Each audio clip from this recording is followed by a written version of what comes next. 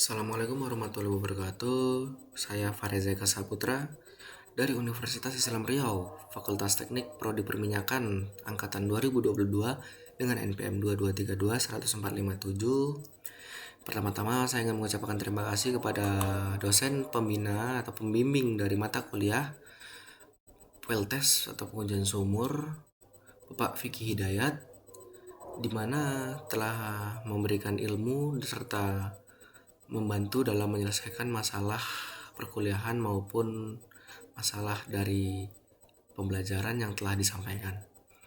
Di sini pada soal ini kita akan membahas tentang drawdown test atau pressure drawdown test, yang dimana data yang telah diperoleh yaitu adalah QO adalah dari 1245 STB per D, BO 1,08 RB per STB, Mu ada 4,3 CP, porositas ada 3,3% yang akan dikonversi menjadi 0,0333%, dan H ada 5,52 feet, yaitu CT ada 3 kali 10 pangkat min 6 yang akan dikonversi menjadi 0,000003 PSI min 1, dan RW ada 0,29. Selain data ini, kita juga mempunyai pressure data yang telah kita ketahui atau kita punya. Untuk melakukan pressure data ini kita gunakan untuk melakukan plot guna mengetahui berapa perbandingan tekanan dengan waktu yang telah yang telah ada. Yang dimana untuk yang pertama itu yang ditanya adalah mengestimasi akhir periode penyimpanan sumur, yaitu kita akan melakukan plot dengan waktu time versus PI dikurang PWF, yang dimana time itu untuk sumbu X dan PI dikurang PWF untuk sumbu Y, didapatkan berdasarkan log plot. Wellbore storage terjadi ketika mencapai sudut kemiringan 45 derajat.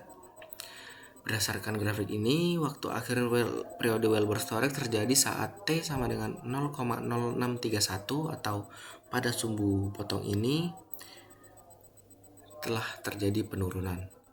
Dan yang kedua ini adalah mencari awal periode aliran radial tak hingga atau infinite acting radial flow. Kita akan mengupload data time versus PWF atau PSIE, yaitu ini time sebagai sumbu X dan PWF PSIE sebagai sumbu Y, yang dimana berdasarkan data PWF dan semilog waktu diplotkan, infinite acting radial flow atau IARF dimulai saat menyentuh garis lurus kuning atau garis singgung pada plot data zona IARF atau infinite acting radial flow dimulai saat T sama dengan 0,57544 hours atau pada titik ini. Dan selanjutnya yang ketiga, mengestimasi permeabilitas. Untuk mengestimasi permeabilitas, kita memerlukan data seperti PWF1 dan PWF2. Dimana untuk mencari PWF1 dan PWF2 kita akan menggunakan interpolasi dengan mengasumsikan T1 itu sebagai 1 jam pertama di antara 0,8 dan 1,2, dan untuk yang PWF2 kita menggunakan asumsi T2 nya itu adalah 10 jam antara 7,5 dengan 10,9, dimana setelah dilakukan perhitungan dengan rumus Px sama dengan Y1 ditambah X dikurang X1 dikali X2 dikurang X1 dibagi Y2 dikurang Y1, yang dimana Y ini adalah PWF per PSIE dan X adalah T atau waktunya. Didapatkan PWF1 935,7 PSIE dan PWF2 928,6 PSIE. Setelah didapatkan data PWF, kita akan menghitung M, di mana rumus M ini PWF2 dikurang PWF1 dibagi log T2 dikurang log T1. Dan di mana kita melakukan perhitungan untuk PWF2 itu 928,6 dikurang PWF1 935,7 dibagi dengan log T2 itu ada 10 dikurang dengan log T1 itu adalah 1. Setelah dilakukan perhitungan menggunakan Excel dengan memasukkan rumus ini, kita mendapatkan nilai M sebesar 7,1 PSI per cycle. Dan selanjutnya kita akan menghitung permeabilitasnya.